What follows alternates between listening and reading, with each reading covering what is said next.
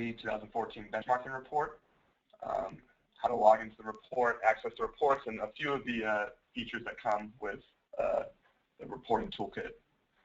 So as you can see, this is the login screen. To log in, you enter your username and password. If you forgot your password, you can click this down here. I already have my information, so I'm going to go ahead and go in. This brings you to the main screen on the web portal. To access the reports, you'll see this report icon up here. Click that. And this brings you to the report table of contents. As you can see, you have the report sections layered over here. A little bit of information down here on the reporting features if you want to dive in to get a little bit more information on how the report works. I'm just going to go ahead and go to one of the reports. I'll start with report highlights. And then I will go to, this will bring you to the subsection of the report highlights, and I'll start with profile participation.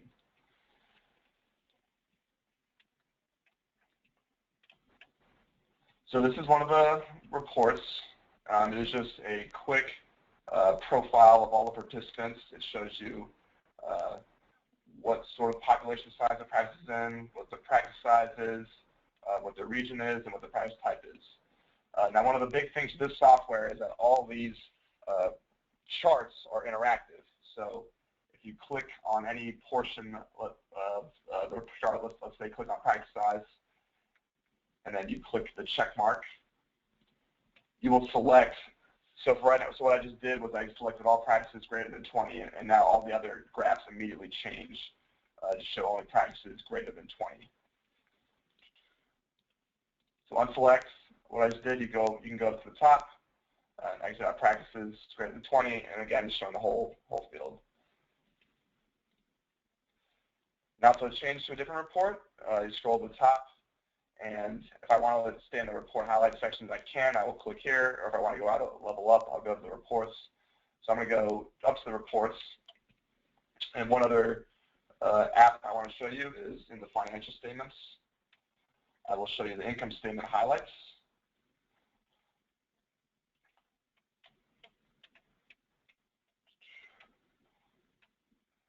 So this tab, as you can see, has the income statement, revenue and expenses. It has a little pivot table down here, which breaks out revenue and expenses by different percentiles and also shows your practice.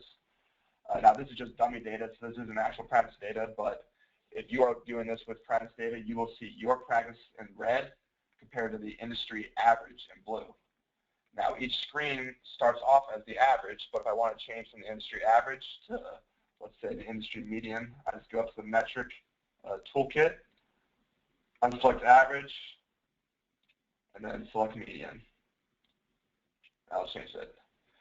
Now, one of the cool things about the income statement is that it has, this chart here has a drill down feature, which allows you to start at the top level and drill down as far as you need to see what information is relevant to you.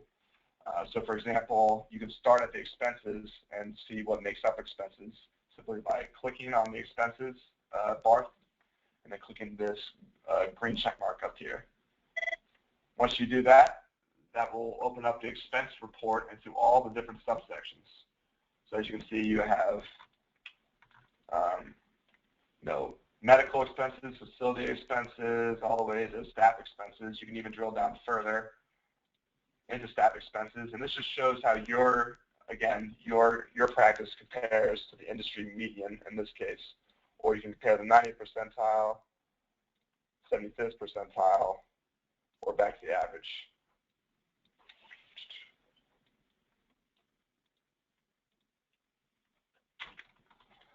Finally, you'll notice that in addition to the metrics, you also have different ways you can look at the data.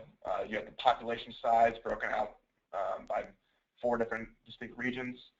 You also have region data. Basically shows different regions in the United States of America, and you also have it all the way down to state practice size and also specialty. So by clicking on any of these particular states, you can actually aggregate the data however you want. So if you want to report for just for whatever reason, Alabama, Alaska, Arizona, click on those 3 states, and the rest of the graphs will update accordingly. Your industry data, keep in mind, will always stay the same because it is not based on any of these other dimensions up here. All right, and again, if you want to go to a different report, click up the Reports tab, and you go back to the main screen here.